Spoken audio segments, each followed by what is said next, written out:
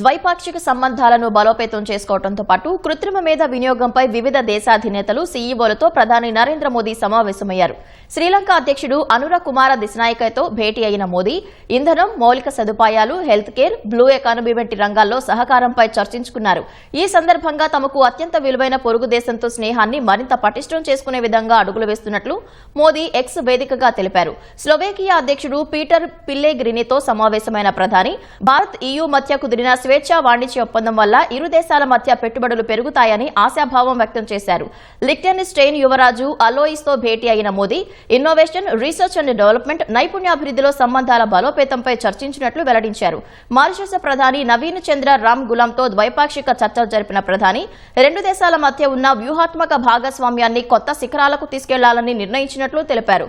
Global south ను మరింతగా అభివృద్ధి చేయడంపై ఐక్యరాజ్య సమితి సెక్రటరీ జనరల్ ఆంటోనియో గుటెరెస్ తో మోదీ ప్రత్యేకంగా సమావేశమయ్యారు.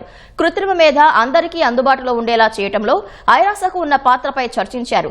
గ్లోబల్ సౌత్ గొంతుకకు మరింత ప్రాధాన్యత ఇవ్వాలని మోదీ పునరుద్ఘాటించారు. మరోవైపు భారత్లో కృత్రిమ మేధను ఎలా వినియోగించాలన్న అంశాలపై క్వాల్కమ్, ఓపెన్ AI సంస్థల సీఈఓలతో కూడా మోదీ కీలక సమావేశాలు నిర్వహించారు.